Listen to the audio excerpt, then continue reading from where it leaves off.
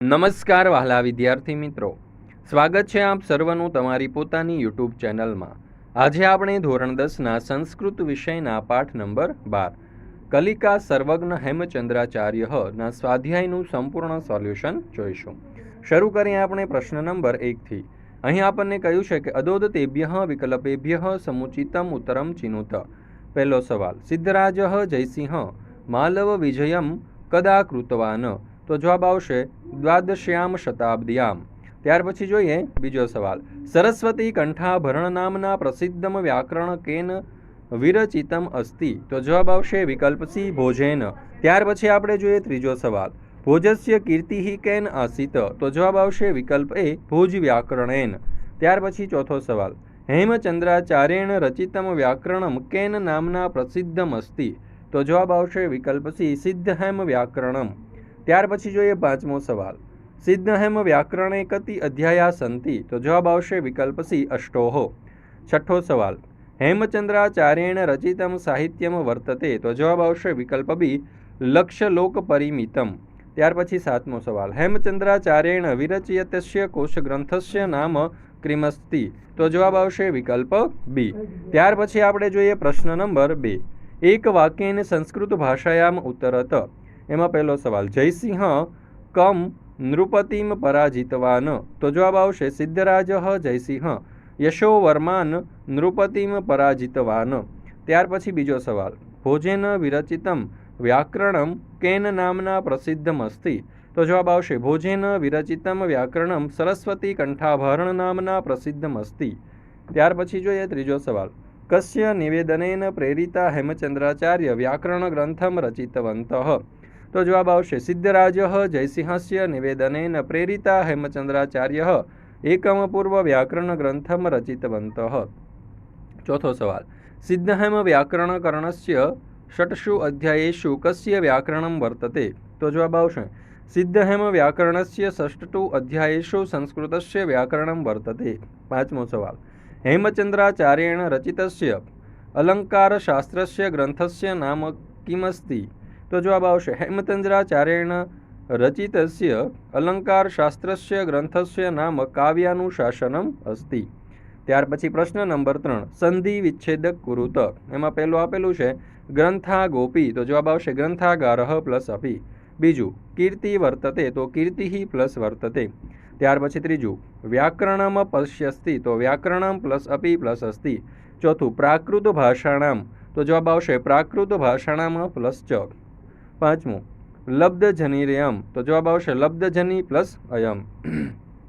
ત્યાર પછી જોઈએ પ્રશ્ન નંબર 4, રેખાંકિત પદાનામ સ્થાને કર્તરીભૂત કૃદંતસ્ય યોગ્ય રૂપમ લિખત. એમાં પહેલું આપેલું છે વિજયાંતરમ જયસિંહ અણહિલપુરઃ પ્રત્યાગચ્છત. તો જવાબ આવશે વિજયાંતરમ જયસિંહ અણહિલપુરમ પ્રત્યાગતવાન. બીજું એકદા સિદ્ધરાજ અચિંત્યત. તો જવાબ આવશે એકદા સિદ્ધરાજ ચિંતિતવાન. ત્રીજું સહ હેમચંદ્રાચાર્યસ્ય સમીપમ અગચ્છત. તો જવાબ આવશે સહ હેમચંદ્રસ્ય સમીપમ ગતવાન.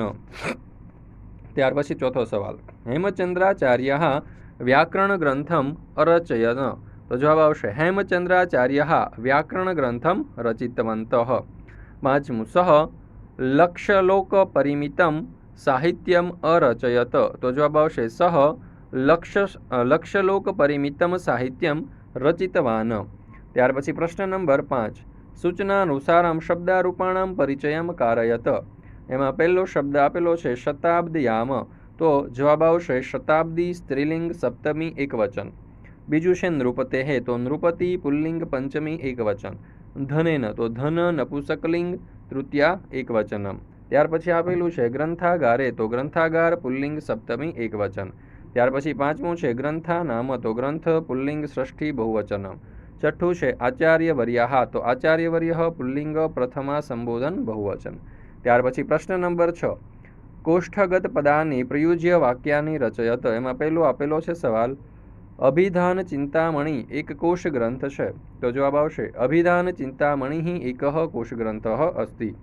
બીજો સવાલ, હેમચંદ્રાચાર્ય એક મહાકાવ્ય રચ્યું છે. તો જવાબ આવશે હેમચંદ્રાચાર્ય એકઃ મહાકાવ્ય રચિતવાન. અથવા તો એવું પણ લખી શકે હેમચંદ્રાચાર્ય એક મહાકાવ્યમ અરચયત. ત્રીજો સવાલ, જયસિંહ અણહિલપુર પાછા આવ્યા. તો જવાબ આવશે જયસિંહ અણહિલપુરમ પ્રત્યાગતવાન. ત્યાર પછી ચોથો સવાલ, સિદ્ધહેમ શબ્દાનુશાસનમાં 8 અધ્યાયો છે. તો જવાબ આવશે સિદ્ધહેમ શબ્દાનુશાસને 8 અધ્યાયા સંતિ.